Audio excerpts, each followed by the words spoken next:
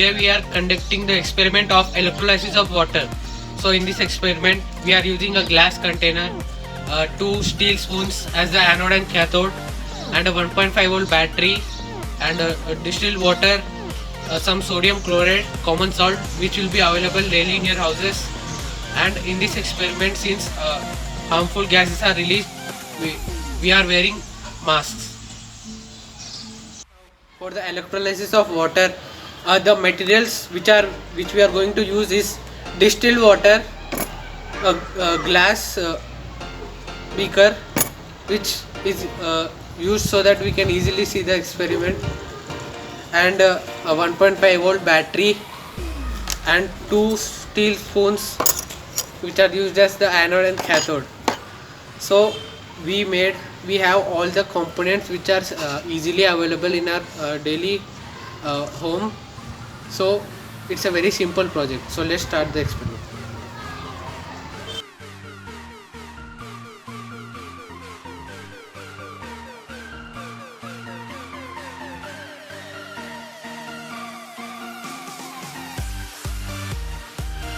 We are going to be taking distilled water into this glass container, but we all know that water is a good conductor of electricity, but that is when you use tap water. Distilled water is not at all a good conductor of electricity. It does not pass electricity, and that's all the water we need for this experiment. Now, to make water a good conductor of electricity, we are going to add NaCl, common salt, which we find in our house. We're going to add it to this, and we are going to then mix it. This can take quite some while, and that's the reason we will be playing this video once it's done. So the battery. Now we are going to connect these both spoons to this battery so that it becomes anode and cathode. This is a really dangerous experiment because there is chlorine gas emitting in this experiment, and that's the reason you must always have a mask on. And also the liquid formed in this experiment is lye, which is very much basic for our skin.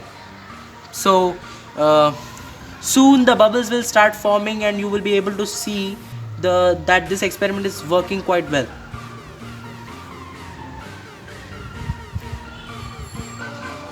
It's been almost 10 minutes and we have just connected these anode and cathode in the water, and we are able to see the bubbles, but they are very minute because the power of this battery is not that great. The bubbles are occurring nearby to the at the bottom of this jar.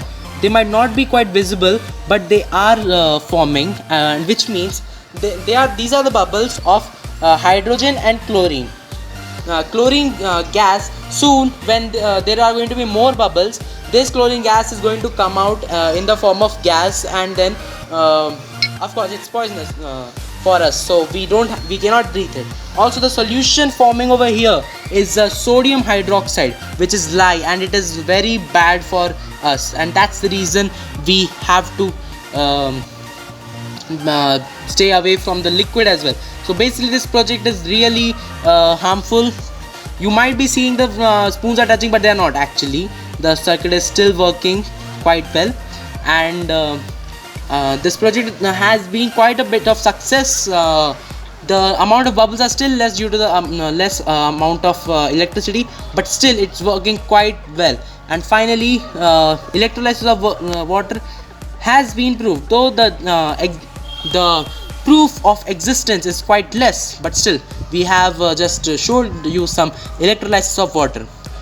As you were seeing during the experiment, when sodium chloride is mixed with water, the bonds of sodium and chlorine break, and hydrogen and oxygen bonds also break, which forms chlorine gas and hydrogen gas. Even though hydrogen gas is not a harmful gas, chlorine is a very harmful gas, and necessary precautions need to be taken during this process. And the sodium hydroxide formed during this process, lye, is a very harmful substance which shouldn't be touched with bare-handed, and proper safety measures should be taken even for this. And you may have seen that during our experiment, a very less amount of chlorine gas could be seen emerging. We made this because higher amounts of chlorine gas may be harmful for during the experiment. So we used less power battery during this experiment. And even though we used low power batteries, we were slightly exposed to the chlorine gas, due to which we got a bit of headache. And we request anyone who does this experiment to take every proper safety measure during this experiment. Thank you.